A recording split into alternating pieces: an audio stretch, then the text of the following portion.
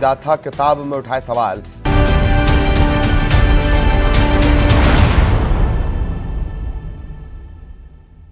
नमस्कार, स्वागत आप सभी का। आपके साथ मैं हूं पुनीत और आप देख रहे हैं खबर में दम है। तो आइए देखते हैं मध्य प्रदेश और छत्तीसगढ़ की वो खबरें जो रही दमदार। कौन सी खबरों में है दम, करते हैं शुरुआत। खबर में दम है।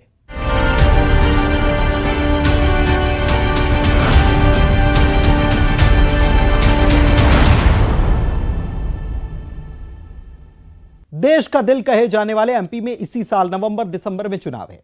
इसको लेकर बीजेपी अभी से तैयारी में है। बीजेपी 2018 की विधानसभा चुनाव को हारी थी, लेकिन 15 महीने बाद सिंधिया के समर्थन से फिर से सत्ता में आ गई। बीजेपी इस बार हालांकि पिछले विधानसभा चुनाव की गलती को दोहराना नहीं चाहती और यही वजह है कि चुनाव से पहले बीजेपी एमपी मंत्रिमंडल में बड़ा फेरबदल कर सामाजिक और क्षेत्रीय संतुलन को साधने की कोशिश कर सकती है। मध्य प्रदेश में इसी साल विधानसभा के चुनाव होने हैं। चुनाव को लेकर दोनों ही राजनीतिक दल जो है नई रणनीति तय करने में जुटे हुए हैं और इसी कड़ी में बीजेपी के सामने संकट है, क्योंकि आने वाले समय में सत्ता और संगठन के बीच में बेहतर सामंजस्य हो। और जिस तरीके से कई ऐसे इलाके हैं जहां पर मंत्रिमंडल में उनको प्रतिनिधित्व नहीं मिला था, अब ऐसे इलाकों को भी प्रतिनिधित्व देना। और बताया ये भी जा रहा है कि बहुत सारे मंत्री ऐसे भी हैं जिनको संगठन में भी जगह मिलने वाली। आखिर किस तरह का पूरा ये प्लान है? मध्य प्रदेश विधानसभा चुनाव के लिए बीजेपी अभी से ही फील्डिंग सजाने में जुट चुकी है। इसको लेकर वो सभी वर्गों को साधने की कवायद तेज कर चुकी है। एमपी में अगर बीजेपी को सत्ता में वापसी करना है तो उसके लिए सबसे जरूरी है सत्ता संगठन के बीच सामंजस्य स्थापित करना। इसके साथ ही मंत्रिमंडल और संगठन में सामाजिक और क्षेत्रीय संगठन को बेहतर बनाना होगा। ये बात बीजेपी बखूबी समझ रही है। यही वजह है कि अब बीजेपी रणनीति बनाने में जुट चुकी है। इस रणनीति के तहत आने वाले समय में एमपी बीजेपी में कई बड़े फेरबदल हो सकते हैं। यही कारण है कि सत्ता के गलियारों में यह चर्चा जोरों पर है कि आने वाले समय में मध्य प्रदेश सरकार के मंत्रिमंडल में बड़े फेरबदल हो सकते हैं, जिस पर कांग्रेस ने तंज कसा है। शिवराज भाजपा, महाराज भाजपा, नाराज भाजपा और लफाज भाजपा जैसे कई गुटों में आज भारतीय जनता पार्टी बटी हुई है और हर आदमी जो है मुख्यमंत्री बनने के हसीन और मुंगेरी लाल की तरह सपने देख रहा है। लेकिन आज मध्य प्रदेश की जनता त्रस्त है और डंपर, व्यापम और कारम बांध घोटाला करने वाले मस्त हैं। और ये भारतीय जनता पार्टी के कार्यकर्ताओं को मंत्रिमंडल के विस्तार के बाद भी कुछ नहीं मिलना है। ये सब वो जो सौदेबाजी करके भाजपा में आए हैं उन सब को जो है वो पद मिलेंगे, रेवड़ियाँ मिलेंगी। भारतीय जनता पार्टी का असली कार्यकर्ता जो है वो दरी बिछाने के काम करता रहेगा, क्योंकि भाजपा की नीति है कि नींबू की तरह व्यक्ति को इस्तेमाल करो और निचोड़ कर फेंक दो। चाहे कितने ही मंत्रिमंडल विस्तार कर दे, कार्यकर्ताओं को कुछ नहीं मिलना है। मेरा कार्यकर्ताओं से विनम्र अनुरोध है कि वे इस बार मध्य प्रदेश की जनता के पक्ष में सोचे, महंगाई कम करने वाली सरकार चुने, रोजगार देने वाली सरकार चुने, किसानों की कर्ज माफी करने वाली सरकार चुने, कमलनाथ जी को चुने, कांग्रेस को। एमपी मंत्रिमंडल में फेरबदल की बात से बीजेपी ने इनकार कर दिया है। बीजेपी की प्रवक्ता नेहा बग्गा कहती हैं कि फिलहाल इस तरह की कोई चर्चा नहीं है। मुझे लगता है कि इस प्रकार की कोई चर्चा नहीं है और हाइपोथेटिकल सवालों पर जवाब नहीं होते हैं। भारतीय जनता पार्टी एक जिम्मेदार दल है और जब भी इस प्रकार के कोई निर्णय लिए जाएंगे वो मुख्यमंत्री जी का विशेषाधिकार है, आप सबको सूचित किया जाएगा। मध्य प्रदेश में 2020 में जब सत्ता परिवर्तन हुआ तो उसकी प्रमुख वजह सिंधिया और उनके समर्थक रहे। यही कारण है कि कई बीजेपी के दिग्गज विधायकों को मंत्रिमंडल में जगह नहीं मिल पाई।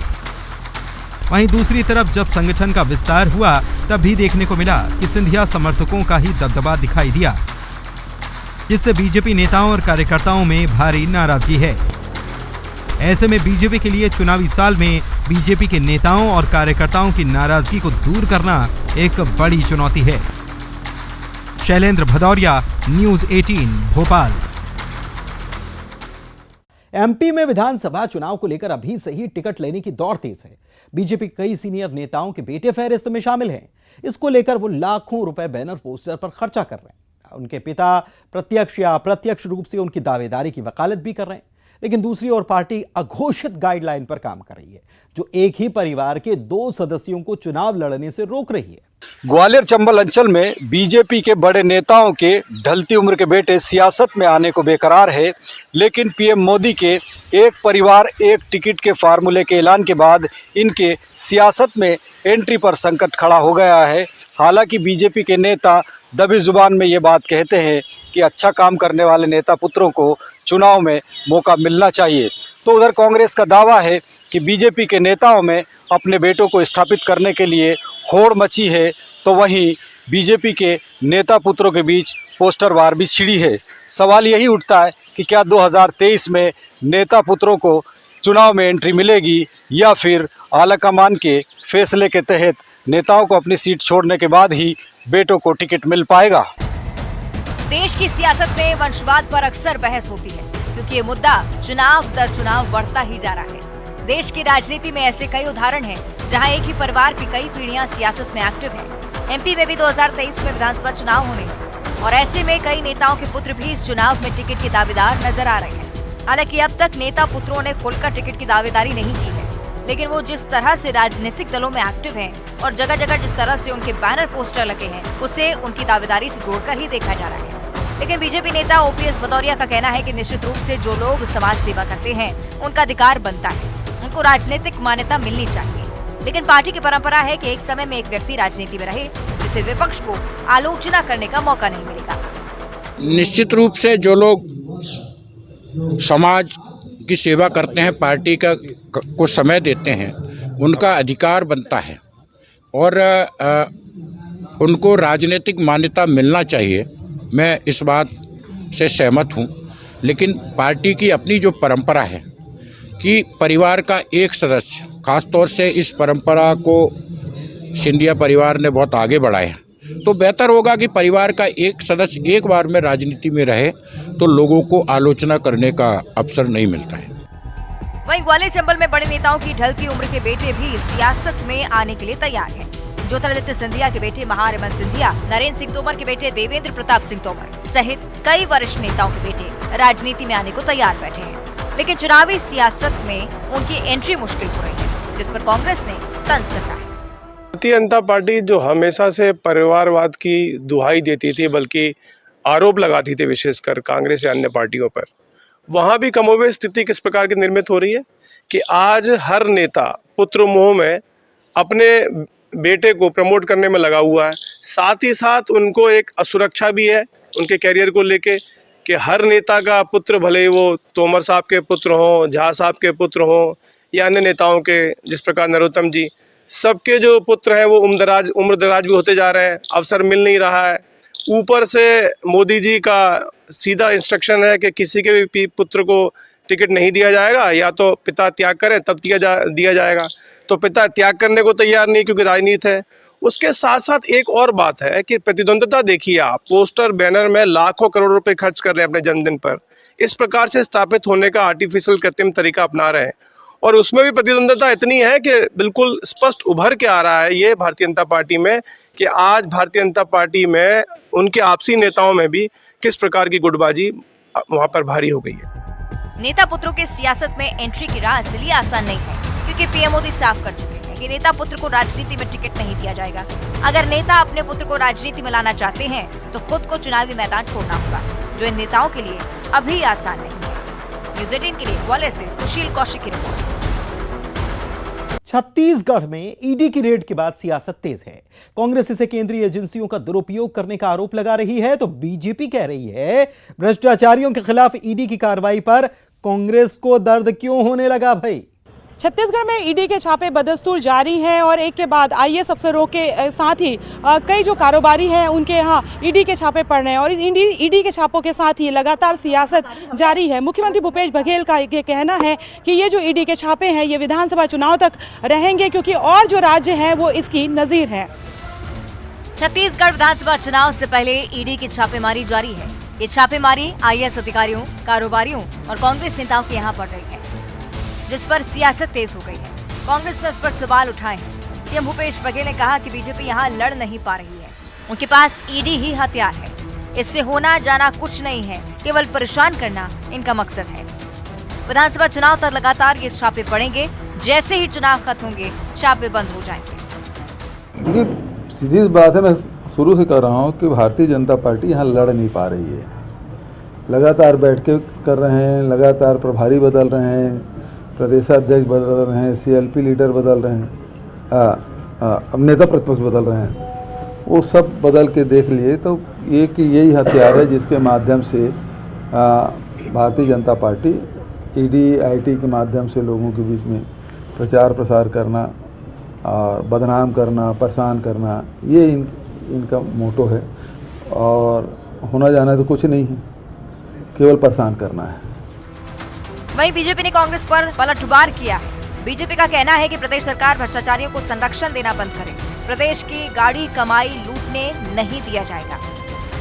ये क्यों नहीं बताती कांग्रेस पार्टी कि ये जो किलो के भाव में सोना चांदी और ये लाखों करोड़ों रुपए का जो नगद अधिकारियों के घर से मिला है, उसके बारे में कांग्रेस की क्या राय है? उनके खुद के मंत्री जयसिंह अग्रवाल ने, माननीय TS सिंहदेव ने कई बार भ्रष्टाचार के आरोप लगाए हैं, उस पर क्या कहना है? ED जो कार्रवाई कर रही है, कोर्ट में जाकर बड़े बड़े वकील लड़ रहे हैं कि भ्रष्टाचारियों को जमानत मिल जाए, लेकिन कोर्ट उन्हें जमानत नहीं दे रही। तो ED भी गलत, कोर्ट भी गलत, भाजपा भी गलत, कांग्रेस के वो नेता भी गलत। सही हैं तो केवल मुख्यमंत्री जी और उनके भ्रष्ट अधिकारी।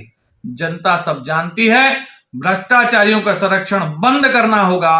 छत्तीसगढ़ का खजाना, प्रदेश के लोगों की गाड़ी कमाई लूटने नहीं दी जाएगी। ED की छापेमारी आगामी विधानसभा चुनाव में बड़ा मुद्दा होगा और इस बात को कांग्रेस और बीजेपी भली भांति जानते हैं। इसलिए दोनों ही पार्टियां इस मुद्दे को भुनाने में जुटी हुई हैं।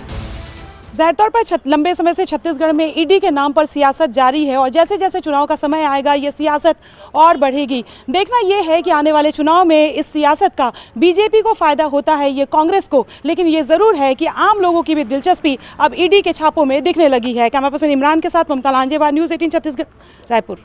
छत्तीसगढ़ में केंद्रीय मंत्री अमित शाह ने बीजेपी के चुनावी अभियान का शंखनाद किया।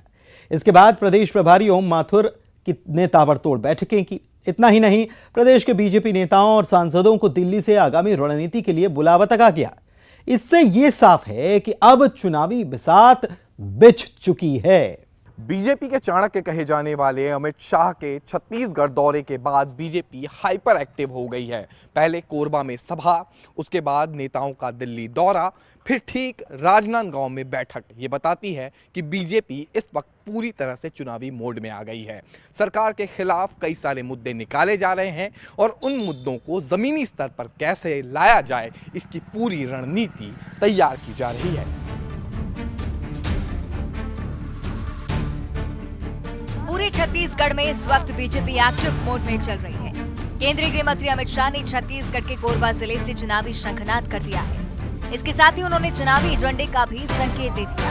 उन्होंने अपने संबोधन में प्रभु राम का नाम लिया और भूपेश सरकार पर भ्रष्टाचार के आरोप भी मढ़े। शाह ने कहा कि विकास की गाड़ी को गति देनी है तो 2 इंजन लगाना पड़ेगा।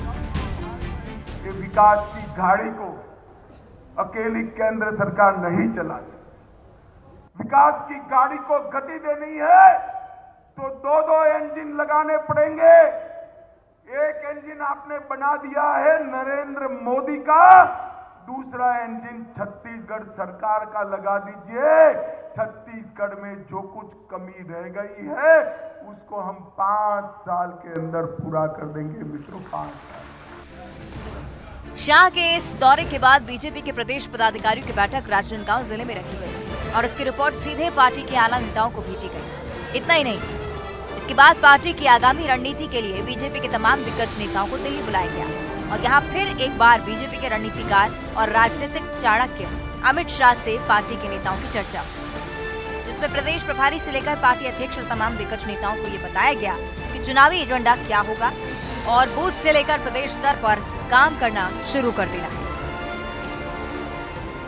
भेंट जो है सामान्य भेंट थी, जिसमें हमने छत्तीसगढ़ की वर्तमान परिस्थितियों को लेकर चर्चा की, बातचीत किया और हमारी छत्तीसगढ़ में जो गतिविधियां चल रही है संगठन की और अन्य गतिविधियां, उन सबसे उन्हें अवगत कराया है। सामान्य मुलाकात थी। लेकिन शाह के दावों से तर कांग्रेस 23 में वापसी को लेकर आश्वस्त है। प्रदेश के मुख्यमंत्री भूपेश बघेल का कहना है कि अमित शाह पहले भी 65 पार की बात यहां आकर कर चुके हैं, लेकिन आज कांग्रेस के कट्टर हैं। 65 पार की बात साफ आपने कही थी और उस समय मैंने कहा था वो अपने लिए नहीं कर रहे हैं, वो हमारे लिए कर रहे हैं और हुआ यही कि हम 68 पार कर गए। अब तो 71 हमारे हैं, तो 2023 भी हमारा है, 2024 भी हमारा होगा। साल 2018 में हुए विधानसभा चुनाव में बम्पर जीत के बाद प्रदेश में 5 उपचुनाव और नगरीय निकायों के इलेक्शन हुए हैं, जिसमें जनता ने कांग्रेस पर ही अपना भरोसा जताया है। लेकिन छत्तीसगढ़ में बीजेपी वापसी के लिए कमर कस चुकी है। सवाल यही है कि 15 साल में महज 14 सीटों में सिर्फ बीजेपी के पास वापसी का आखिर क्या प्लान है। 2018 के इलेक्शन में मिले कड़वे अनुभवों के बाद बीजेपी केवल एक ही मोड में चल रही है और वो है इलेक्शन मोड। और इलेक्शन मोड में इसलिए क्योंकि ये साल चुनावी है और पुराने अनुभवों को बीजेपी फिर एक बार नहीं दोहराना चाहती और इसीलिए किसी भी तरह से छत्तीसगढ़ में फिर एक बार सत्ता में काबिज होने की पूरी तैयारी कर ली गई है और इसके लिए बाकायदा रणनीति तैयार की गई है। बूथ स्तर पर कार्यकर्ता जा रहे हैं और इसके अलावा जब अमित शाह आए थे तब भी बैठक में पूरी रणनीति तैयार की गई है और अब उसी पर फोकस करते हुए बीजेपी आगे बढ़ेगी और चुनाव में जाएगी। देखना यह होगा कि इस रणनीति का कितना असर 2023 के चुनाव में दिखाई देता है। कैमरा पर्सन इमरान कुरैशी के साथ देवव्रत भगत, न्यूज़ 18 रायपुर। छत्तीसगढ़ की राजधानी रायपुर में अब चप्पे चप्पे पर तीसरी आंख का पहरा है। शहर में करीब 778 कैमरे लगाए गए हैं जो ट्रैफिक पर नजर रख रहे हैं। इसके साथ ही ये कैमरे अपराधियों को पकड़ने में भी अहम भूमिका निभा रहे हैं। राजधानी रायपुर के 55 सड़कों पर 750 से अधिक कैमरे हैं लगाए गए हैं, हाईटेक कैमरे लगाए गए हैं और इस कैमरा लगाने का उद्देश्य यही है कि यातायात व्यवस्था है वो सुगम